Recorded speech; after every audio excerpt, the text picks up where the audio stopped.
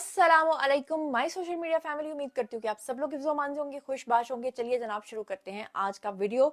और उससे पहले मैं आपको रन डाउन बता देती हूँ कि जनाब बड़ी खबर आ गई है। इमरान खान ने सियासत से किनारा कशी करने का ऐलान कर दिया है। इस खबर की क्या हकीकत और सदाकत है उसके बारे में भी आज आपके साथ शेयर करूंगी। इसके अलावा एक वीडियो सोशल मीडिया पर बहुत ज़्यादा रोटेट कर रहा है जिसके बारे में ये दावा किया जा रहा है कि वो बैरिस्टर गौहर और मलिहा हाशमी का वीडियो है। तो उसको भी आज मैं आपके सामने बताऊंगी कि उसकी क्या हकीकत और सच्चाई है। और इसके अलावा आपको बताऊं कि फयाजुल हसन चौहान की चौथी शादी एक डांसर के साथ राय खरल का उसके ऊपर एक वीडियो बयान आया है। इसकी क्या हकीकत और सदाकत है ये भी आपके सामने रखूंगी। और राना सनाउल्लाह और हामिद मीर की जो जंग है वो खतरनाक हो गई है। और अब राना सनाउल्लाह ने दो टोक ऐलान किया है, हामिद मीर को ललकारा है, क्या कुछ कहा है उसके ऊपर भी बात करूंगी। और दो मिमिक्री आर्टिस्ट हैं, कॉमेडियंस हैं, भरे हुए हाल में जब ईमानदार लोगों ने उनको शर्मिंदा करने की कोशिश की तो बदले में उन्होंने ऐसा क्या जवाब दिया कि हॉल जो है वो तालियों से गूंज उठा। इन तमाम चीजों के बारे में भी आज हल्की फुल्की गुफ्तगू होगी। चलिए जनाब शुरू करते हैं पहली खबर से। अच्छा जी जनाब, सबसे पहले चलते हैं जी पहली खबर की तरफ। और जैसा कि आप लोगों को पता है कि पिछले काफी दिनों से पीटीआई वाले काफी शोर मचा रहे हैं। एक तरफ तो वो कह रहे हैं कि उनके साथ धांधली हुई है, जबकि दूसरी तरफ वो जिन लोगों के ऊपर इल्जामात लगा रहे थे और री इलेक्शंस की बात कर रहे थे, री काउंटिंग की बात कर रहे थे, किसी यूथ या किसी ईमानदार सहाफी, किसी मीडिया हाउस ने आपको ये खबर नहीं दी होगी कि 5 जगह पर जहां पर री इलेक्शन हुआ, जहां पर पीटीआई ऑलरेडी जीती हुई थी, वहां पर पीटीआई दोबारा से हार गई। क्या किसी ने आपको ये खबर दी? नहीं दी, सिवाय मेरे। अब आपको एक और बड़ी मजेदार खबर देती हूँ कि ये जो कमिश्नर रावलपिंडी का ड्रामा किया गया, जाली बैलेट पेपर्स की कहानी खोली गई, ये असल में क्यों किया गया?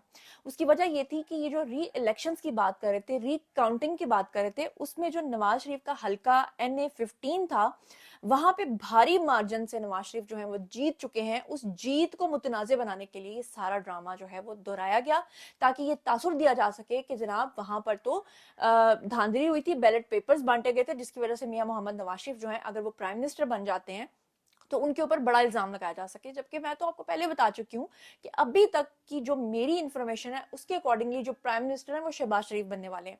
लेकिन आज ही मुझे एक और खबर भी मिली है। खबर जो मुझे ज्यादा मुस्तनद जराये से मिली है वो यही है कि शहबाज शरीफ प्राइम मिनिस्टर होंगे। लेकिन कहा जा रहा है कि आइंदा आने वाले 72 घंटे में कुछ भी हो सकता है, क्योंकि इसमें दो ममालिक ऐसे हैं जिनके बारे में मीडिया के ऊपर तो खबर ये आ रही है कि सऊदी अरब और चाइना बिल्कुल राजी हैं। वो कह रहे हैं ठीक है जी, दोबारा से शहबाज शरीफ आ जाएं तो हम सरमायाकारी कर देंगे, कोई टेंशन नहीं, लेकिन अगर कोई और पार्टी आती है तो हम सरमायाकारी नहीं करेंगे। जबकि आज एक और खबर आई है कि सऊदी अरब और चाइना जो है वो ये चाहते हैं कि मियां मोहम्मद नवाज शरीफ ही वजीर आजम बने। अदरवाइज आपको याद होगा कि पिछली बार भी उन्होंने 1-1 अरब रुपया तो पाकिस्तान को दिया था, लेकिन जो 25-25 अरब रुपए का उन्होंने वादा किया था फिर वो उसको पूरा नहीं करेंगे। और अगर ऐसा वो करते हैं तो फिर 6-7 महीने या 8 महीने या फिर 16 महीने के बाद ये हुकूमत खत्म करके दोबारा से नवाज शरीफ को लाना ही पड़ेगा।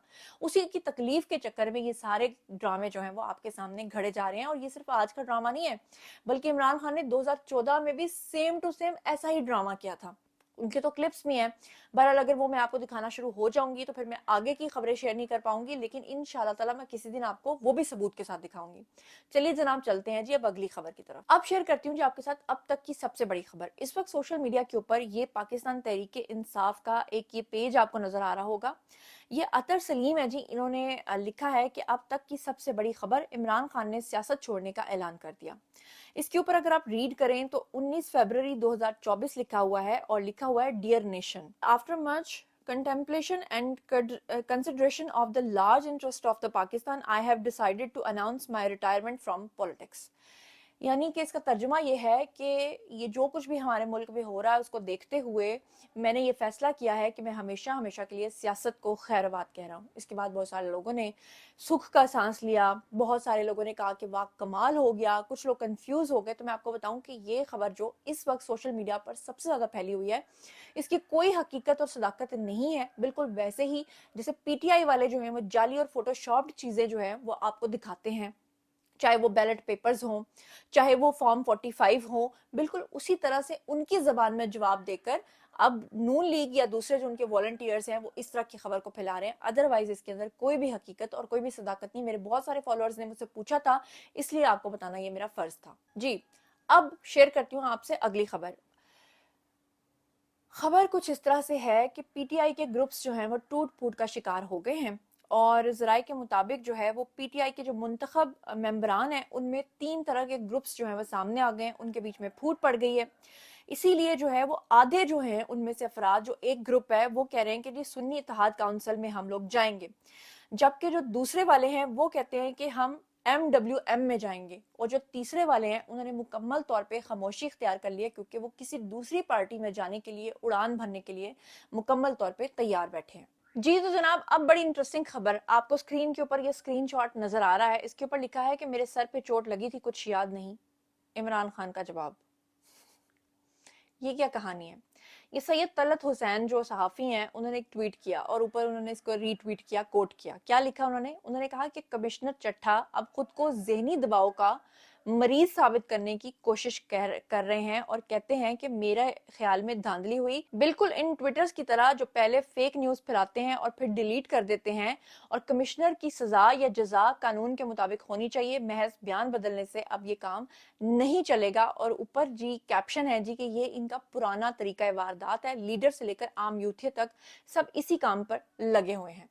थोड़े दिन पहले जो बुशरा बीबी का और अल-कादरी यूनिवर्सिटी का केस जो है वो सुना जा रहा था, उस वक्त इमरान खान ने अदालत के अंदर ये बयान दिया था कि मुझे याद नहीं। जज साहब ने कहा कैसे याद नहीं, आपने इतना बड़ा इल्जाम लगाया? तो कहने लगे मेरे सर पे चोट लगी थी, मुझे कुछ याद नहीं है। बिल्कुल उसी तरह से अब ये जो चट्टा है कमिश्नर रावलपिंडी, इसने भी ये ड्रामा करना शुरू कर दिया कि मेरे सर पे चोट लगी थी, मुझे कुछ याद नहीं आ रहा। हालांकि पहले तो ये खुदकुशी तक करने के लिए तैयार था। एक और बड़ी मजेदार खबर आपके साथ शेयर करती हूँ कि मियां मोहम्मद नवाज शरीफ ने जब से इस बात का ऐलान किया है कि पंजाब मरियम नवाज शरीफ को दिया जाएगा, तो आपको पता है कि इमरान खान को जेल के अंदर फिट्स पड़ना शुरू हो गए, दौरे पड़ना शुरू हो गए। उसकी वजह यह है कि आपको याद होगा कि अपने दौरे हुकूमत में इमरान खान ने अपने हाथ में पंजाब का कंट्रोल रखने के लिए ही बुजदार जैसे नालायक शख्स को 12 करोड़ के सूबे के ऊपर वजीर आला बना दिया था, सिर्फ इसलिए कि वो चाहते थे कि वो बुजदार साहब जो है वो हर बात में बस इतना ही कि हाँ जी ये बत्तियां जलती हैं जी, ये ऐसे होता है जी, सिवाय इसके बुजदार को और कुछ करना नहीं आता था। बाकी सारी करप्शन, वहां पे सारे तबादलों की रिश्वतें, वो सारे बोरे भर भर के बुशरा बीबी वसूल करती थी इमरान खान के साथ मिलकर, और फराह गोगी ने जो कुछ किया वो भी आपके सामने है। अब जब से पीटीआई को ये बात पता चली है कि पंजाब के अंदर हुकूमत होगी फिर से नून लीग की, और वो भी मरियम नवाज शरीफ की, तो उन्होंने एक नया प्रोपेगेंडा शुरू कर दिया है कि एक खातून को किस तरह से आप लोग एक लीडर बना सकते हैं।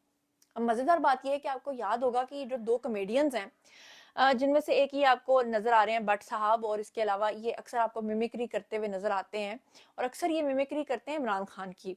तो उसके ऊपर जो है ना, ये कराची के अंदर या पता नहीं कहाँ पर इनकी एक तकरीब हो रही थी जहां पर कुछ यूथी हजरात, इमरानदार हजरात भी बैठे हुए थे। तो उन्होंने जब इनसे सवाल पूछा तो बदले में इन्होंने क्या जवाब दिया, इनके एक दो जवाबात हैं जिसपे इन्होंने पूरे हॉल को मजबूर कर दिया कि सब लोग तालियां बजाने पे मजबूर हो गए। क्या जवाब दिया, कैसे जवाब दिया, खुद ही सुन लीजिए। इधर भी दे दें भाई, और इसी को देना भाई, I am not part of it. Hello, मैं आपको और सवाल जवाब दूंगा। ये गुंगा है सर। सर आज आपने गोल्फ भी खेली? इतनी देर मजाक होता रहा जी सर, तो थोड़ा सीरियस बात भी जी जी, करते हैं। हाँ बिल्कुल। वो ये कि इस वक्त आप बताइए कौन सा पॉलिटिकल लीडर है जिसको ना बात करने की इजाजत है, जो कि बंद है, जिसके ऊपर 555 केस लड़े हुए हैं, और जिसको एक पब्लिक मीटिंग नहीं की, और जो है उसकी पब्लिक मीटिंग में वीडियो की एड्रेस भी नहीं हुई, उसकी सपोर्ट के लिए लोग निकलते हैं तो उसको बंद कर देते हैं। उसके कितने पॉलिटिकल उसके कितने लीडर जो हैं इम्प्रिजन्ड है। I think you are talking about Altaf Hussain. एक second, let me complete. Is it Altaf Hussain? I can crack a wiser joke. I can crack a wiser joke. तो सोफा देखना पड़ेगा, गीला तो नहीं हुआ। 2018 की बात करें सर। देखिए, जिनको आप गंजा कह रहे हैं, एग्जैक्टली गंजों के बारे में, और इसकी आर्काइव पूरी मौजूद है। जब हम जियो में मौजूद थे, जब आज टीवी मौजूद थे, जरदारी साहब एंड व्हाट नॉट सब किया। लेकिन जब कोई भी बंदा मजहबी कार्ड इस्तेमाल करके एक सोसाइटी को खराब करने की कोशिश करेगा भाई, तो उसके खिलाफ बात होगी। जब वो हाथ में तस्वीर रखेगा तो बात होगी। जब वो मदीने की रियासत बोलेगा तो बात होगी मेरे भाई। जब वो अमीरुल मोमिनीन बनेगा तो बात होगी, चाहे वो नवाज शरीफ क्यों ना हो। नहीं, और एक बात मैं ऐड कर दूं सर, और मैं ये आपका केस लड़ूंगा भाईजान। सर मैं आपका केस लड़ूंगा, आपने कहीं जाना नहीं है प्लीज। और मुझे मेरे एक दोस्त ने कहा कि ये देखो अपनी बेटी को वजीर आला बना रहा है। नहीं, और एक साहब है आप ये देखें, मुस्तफा भाई, अगला ऑन नहीं कर रहा अपनी बेटी को, एक वजीर आला क्यों बना रहा है? एक से एक और खबर आपके साथ शेयर करती हूँ। गुजरांवाला का हल्का है जी NA 78, उसमें इलेक्शन 2024 की जो धांधली की वारदात है वो सामने आ गई है। NA 78 में खुर्रम दस्तगीर खान जो हैं उनको हरवाने के लिए साजिश और धांधली के सबूत जो हैं वो मंजर आम पर आ गए हैं। आप ये वीडियो खुद देख लीजिए, लेकिन अब आपको कोई इमरानदार या यूथिया सहाफी शोर मचाते हुए नहीं दिखाई देगा।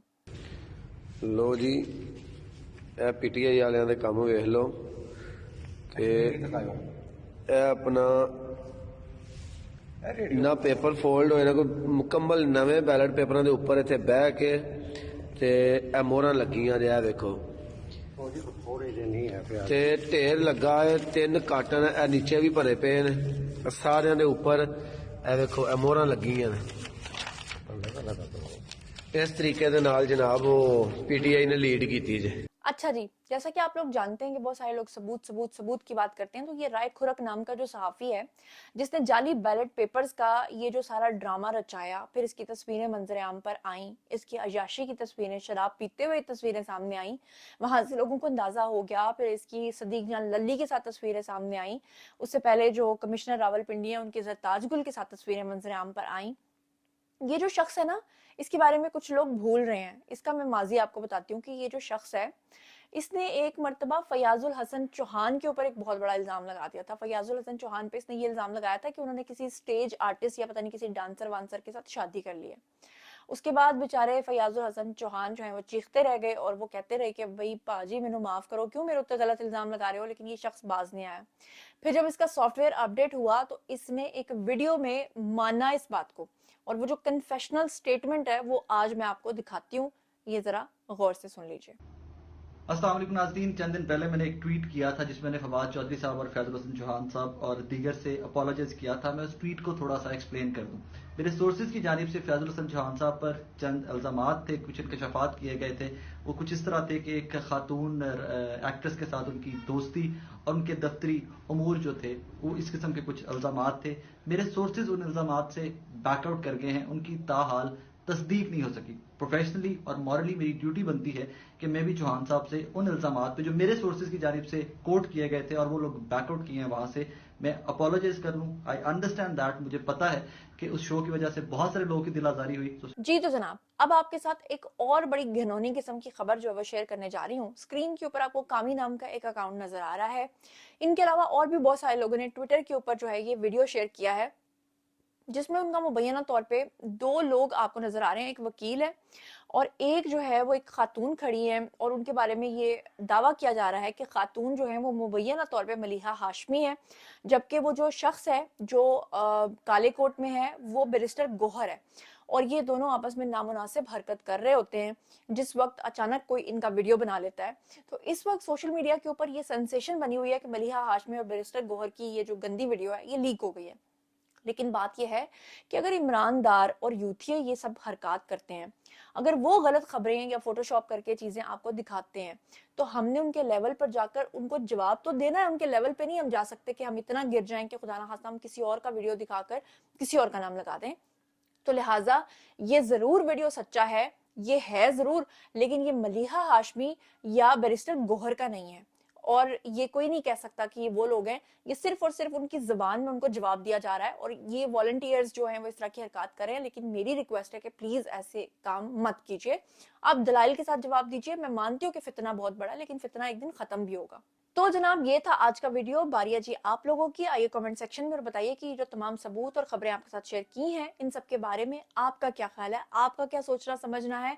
और ये भी बताइए कि जितनी जिद्दत के साथ और जितने सबूतों के साथ और जितनी चीजों के साथ मैं आपके सामने रिसर्च के साथ हाजिर होती हूँ, क्या कोई दूसरा अपने ब्लॉग में इतनी मेहनत करके आपको ये सारी चीजें दिखाता है? नहीं। लेकिन अफसोस की बात यह है कि वो मिलियंस में आपसे व्यूज जरूर ले लेता है, क्योंकि वो सिर्फ और सिर्फ एक झूठी कहानी जो अपने तखय्युल की दुनिया में वो बनाता है वो आपके साथ शेयर करता है, और उसी तखय्युल की दुनिया को डिकोड करके सच्चाई को मैं आपके सामने लेकर आती हूँ। तो आप लोगों ने बस करना इतना है कि हर इंसान को जो सच्चाई की रास्ते पर है उसे अपने साथ ये अहद करना है कि जो वीडियोस मैं लेकर आती हूँ हर बंदा अपने पूरे कॉन्टेक्स्ट की लिस्ट के साथ इसको शेयर करे, ताकि ये जो सच्चाई है ये ज्यादा से ज्यादा लोगों तक पहुंच सके। तो इसके लिए अब आपको चैनल को भी सब्सक्राइब करना पड़ेगा। अपना बहुत ख्याल रखिएगा। कमेंट सेक्शन में अपना नैरेटिव देना मत भूलिएगा। अल्लाह निगहबान।